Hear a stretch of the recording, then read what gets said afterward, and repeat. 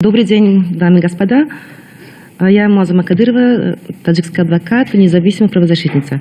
Сегодня я хочу обратить ваше внимание на гуманитарные проблемы, с которыми сталкиваются в Таджикистане. Одной из главных гуманитарных проблем в Таджикистане является бедность. Множество людей, особенно в сельских местностях, даже в городах и районах, живут за чертой бедности, не имея достаточно доступа к основным услугам, таким как нормальное питание, качественное образование, здравоохранение и, самое главное, жилье.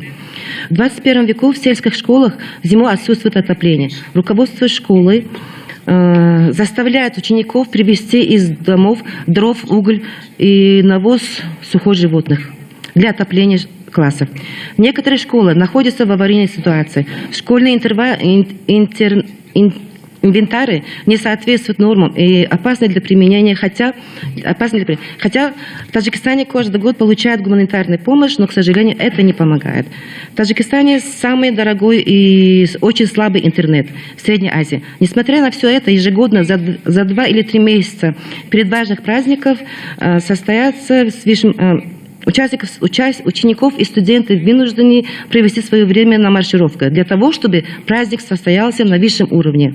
Это вошло уже в традицию. В школах, в медицинских учреждениях не хватает квалифицированных специалистов. Многие кадры из-за низкого уровня жизни и заработной платы уезжают в трудовую миграцию в другие страны, в основном в Россию. Людей самостоятельно превращают в биомассу из-за отсутствия истинной информации по всем параметрам образования и религии. В вузах Таджикистана за последние годы серьезный недобор студентов. В этом году только согласно плану приема студентов в высшие и средние специальные учебные заведения Таджикистана должна была 110 тысяч студентов, а, к сожалению, вдвое меньше. Только вчера в доме 70-летней матери Шаруфеддина Гадуева, одного из таджикских активистов, отключили от электроэнергии, потому что ее сын был участником акции протеста в Берлине. Сам Гадуев в 2019 году стал жертвой киднеппинга со стороны российских спецслужб. Беженцы – это очень больная тема по всему миру. К сожалению, беженство не обходило и граждан Таджикистана. Тысячи таджикистанцев по разным причинам, в основном из-за преследований и давления властей, покинули свою страну. Одна из беженок являюсь это я.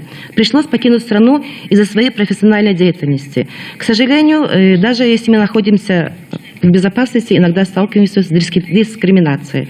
Например, Польша для поляков. Спасибо. Thank you very much.